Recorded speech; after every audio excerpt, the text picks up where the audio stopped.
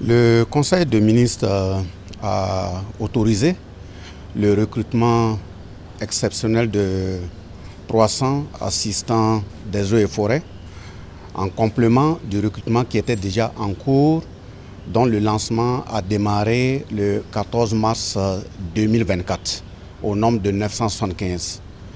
Et au cours de ce recrutement, vous aurez constaté que le Conseil des ministres passés a autorisé que ce soit le recrutement au niveau de la police, le recrutement au niveau de l'armée, au niveau de la gendarmerie, un pourcentage qui est réservé aux volontaires pour la défense de la patrie. Mais au moment où la décision se prenait concernant les assistants des eaux et forêts, le concours avait été déjà lancé. Donc nous avons dû laisser le processus se poursuivre jusqu'au bout. Mais pour prendre ces volontaires pour la défense de la patrie en compte, donc il fallait demander une autorisation spéciale du Conseil des ministres pour pouvoir recruter cet effectif complémentaire. Donc il y a eu l'autorisation de recruter 300 assistants des eaux et forêts, mais uniquement réservés aux volontaires pour la défense de la patrie.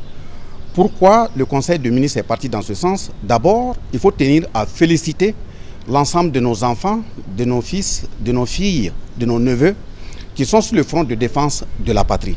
Nous constatons que parmi ces volontaires pour la défense de la patrie, il y a certains, certes, qui ont les diplômes, qui remplissent les caractéristiques de composition des différents concours, mais il arrive des moments pendant la période de la composition, ils ne sont pas au même niveau de repos ou de concentration que les mêmes candidats. Mais quelqu'un qui s'est engagé pour défendre la patrie, on ne peut pas exiger de lui le même temps de préparation, de concentration pour composer les concours. Nous nous retrouvons face à des cas où des volontaires pour la défense de la patrie sont même victimes d'attaques ou ce sont des blessés qui ne sont plus capables de prendre part à un certain nombre d'activités. Donc le Conseil des ministres a autorisé que sur les 300 postes qui sont réservés de façon spécifique au recrutement, rien que des VDP, nous allons d'abord regarder sur ceux qui s'étaient déjà inscrits pour compétir au concours de 975 lancés, pour les retenir. Je pense que nous avons fait l'estimation, ils sont autour de 88 personnes que nous allons retenir et le reste, autour de 212, sera lancé à un concours de recrutement en complément d'effectifs, rien que les volontaires pour la défense de la patrie.